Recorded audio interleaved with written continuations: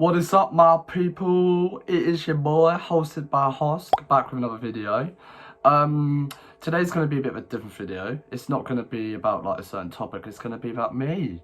I asked on my Insta and my Snapchat for you guys to just ask me a bunch of questions about my life, about anything. I literally said about anything, not a certain topic or anything. And I got a fair few questions back. So I'll be answering those questions for you in this video. So let's get right in to the video. So my first question is, what's your biggest goal from YouTube? See, I've got a few goals from YouTube, what I want to achieve over my time of doing YouTube. And I would say, the first one, it may sound a bit corny, but it's about just like spreading positivity, because not a lot of people always do on social media. There's a lot of toxic people on social media, a lot of people who don't spread love. It sounds cringy, but like, you don't get a lot of people who do that nowadays. So it's always nice to spread positivity, and also in the future to like cover funny topics, do like reaction videos, maybe see how I react to things, like, you get what I mean, all of those stuff. But also linking to that topic, also covering more serious topics, which I've done for the last few videos, and I'll carry on doing. And I can hopefully help you guys out with all of these topics which I cover, because that's like my main thing. I want to help you guys out as well. I want to give my opinion based on the topics I cover. But I think my main goal from YouTube, which I've wanted to do since I was younger, is make a career out of it, because it's something I've always wanted to do, as I've said about 500 times already. But yeah, that is that question answered. On to the next one.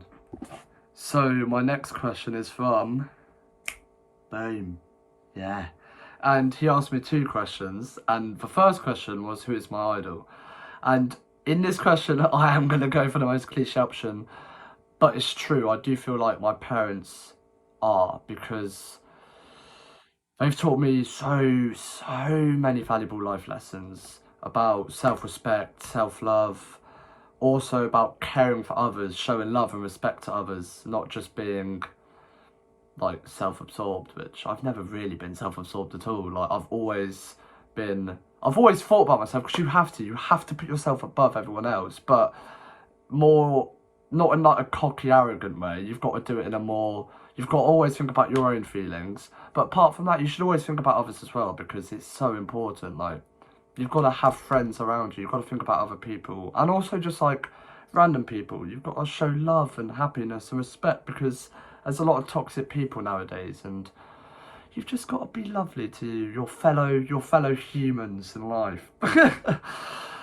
And also, something my sister's taught me is, because when I was younger, I never really used to be confident, and something she's always taught me is to have a backbone and to be like strong with my emotions, and also physically as well. And I feel like that has made me a lot more confident, so big up Tasha, thank you very much.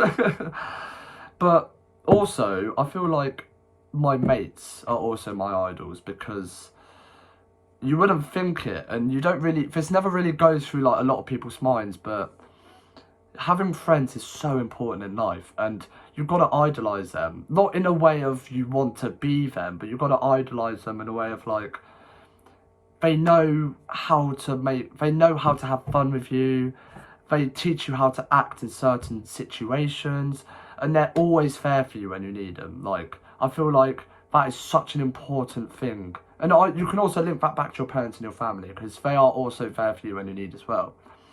But depending on the person, people tend to prefer going to friends for situations, and then family for other situations, if that makes sense. Like, for instance, like breakups, you may prefer to go to your friends, and then situations with family, obviously family, and it gets complicated, but obviously it's catered to each person and what they want to do.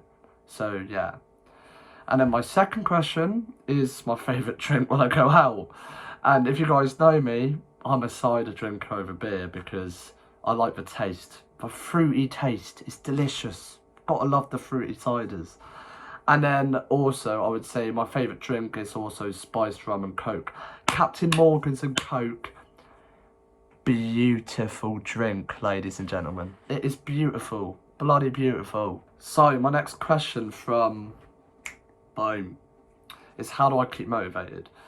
So, as I mentioned literally in my last question, I've never really had the confidence to go to do YouTube, but I found that confidence through, I would say also, the first reason is growing up. I feel like once you get older, you just get more confident with your own abilities, with your feelings, emotions, with just the majority of things you're just more confident with. So yeah. And also my second reason is because I've started researching, looking into a lot of mental health, motivational quotes. If you guys follow me on Instagram, you'll see. And also this book, Good Vibes, Good Life, Big Up Vex King. It's a brilliant book, bloody brilliant book. That has really helped me because it's made me look at life completely different, and it is such a good book. If you don't know, get to know, because it's bloody brilliant. But yeah, that is pretty much how I keep motivated. I have so much confidence at the moment, and it's pushing me towards that goal of wanting to become a YouTuber, and also just reading books and also reading about other people's situations. It motivates me more to want to push myself to be like others. For instance, following people on Insta, wanted to be more like them.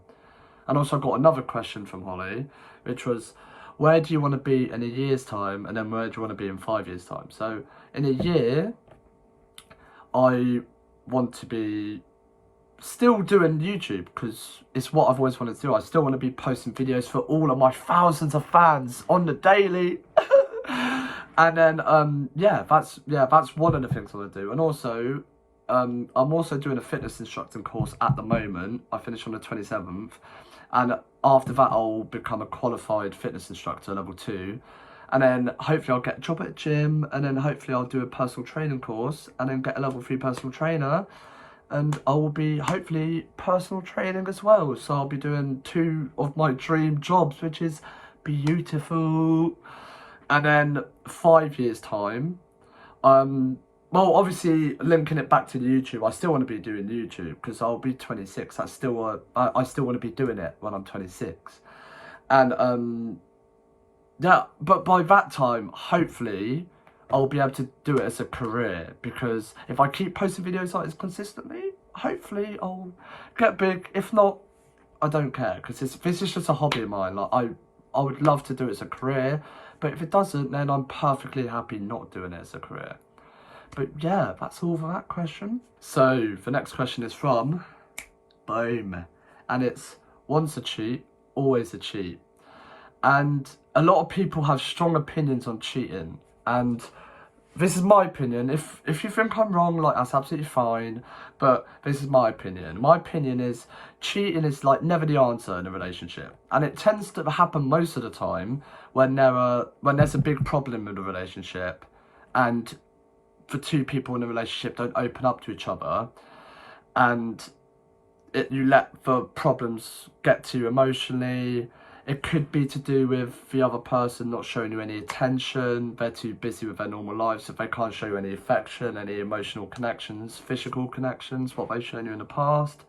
But what you need to do is you need to talk out your problems to your partner, and if you can sort them, then hopefully you won't feel the need to cheat because you've got your problem sorted. You shouldn't cheat anyway, but you know what I mean. But if you can't work those problems out, you should end things. But because you've ended things and you've opened up about your problems, then hopefully the breakup, what you go through, it won't be toxic. It will be a mutual breakup. It will be relaxed. It will be respectful because you've got all of your emotions out, if that makes sense. But yeah, my actual answer to the question is, I would say no, because people could cheat as a one-off. I mean, as I just said, it's not ever the answer, but people could cheat once and then never do it again, if that makes sense. Trust me, people do that. And it's never the right answer, but I would say no to that question. So this question is from Boom. And this question has actually I had to think about this. And the question is, what do you think about people portraying a perfect life on social media? This is a very good question. And what I came up with, like, I mean, this is my opinion on it. And it's basically about most of the people like me and you guys follow on social media are like Instagram models, social influencers, and like celebrities. They're watched by hundreds, thousands, millions of people, however famous they are. And, but well, yeah, they're known nationwide and worldwide. However, people have got to still remember that they are just still humans. They are still normal people. They go through the same stuff as us. They go through breakups, arguments, relationship problems, family problems, problems with their own friendship groups. And also they go through mental health issues. And however, most of the time, they will not post about those things because they wouldn't want millions and millions of people judging them, because people know that they're followed by as many people, and if they post stuff about their own personal life when it comes to the bad stuff in their life, like about mental health issues, which the mental health issues aren't bad and also should also be covered, but if people don't feel good about themselves, if they feel down or like anxious or stressed or even depressed, they're not going to want to post it on their social media because they've got so many followers. So they never really tend to post stuff like that, and they only ever tend to really post stuff that will make their fans think, wow, their life's perfect, and it makes the person want to follow them and love them more. Or in some aspects, it can actually make for people, obviously you still want to follow them, but it makes the people doubt their lives, and it can also have mental health effects on people, because, well, people like me are like going to be busy doing like 9 to 5 jobs while they're following people who are basically living their dream lives. It makes people doubt themselves. But what you've got to remember is you should look at people like this and not like think shit about yourself because you're not necessarily pushing yourself to do things like this. You should, what I just said, you should push yourself to do things like that. You should push yourself to want to live a life like that. For instance, like what I'm doing now, like I started my YouTube because I want to get famous. I want to start posting more YouTube videos for all my fans, make it my career. But yeah, so my last and final question is, what advice would you give to a virgin having sex for the first time with someone who's more experienced? So the first point I want to cover in this situation is, do not feel pressured into something you don't want to do and you don't feel comfortable with doing. In all scenarios with any sexual partners, anyone you want to do bits with, don't ever feel pressured into doing something you're not comfortable with. 100%. Anyone, remember that. But more about it is that if you can only lose your virginity once, so you want to make sure that you do it with someone that is actually special to you and not like a one night stand or just like some random person who you've known for like a week and you just want to do it for the sake of it. Do it with someone special, because you want to think back in your life and think the person you first had sex with, because even so sex isn't everything, it's still like an important thing in people's lives. You want to think back and think, wow, I did it with this person who I loved, not I did it with who? Do you know what I mean? You want to do it with someone who you know, who means a lot to you, who's special. But also, do not think that you have to be the best, because like it's your first time. And obviously, if you're doing it with someone more experienced, and obviously they've done it more, do not think that you have to please them, because it's a two-way thing. Like, sex is a two-way thing.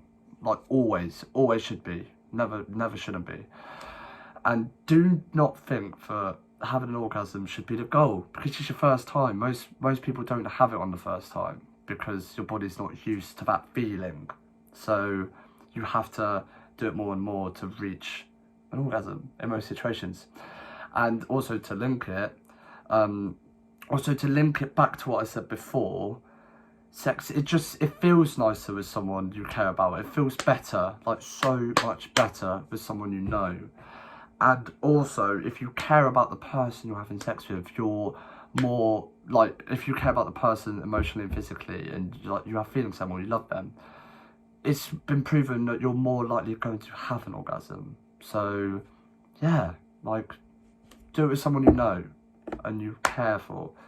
And also, most importantly, be safe. Wrap your willy, don't be silly, you can still get pregnant. Boom. That is all for today's video. I will catch you in the next video. Make sure to like, comment and subscribe, my fans. Yeah.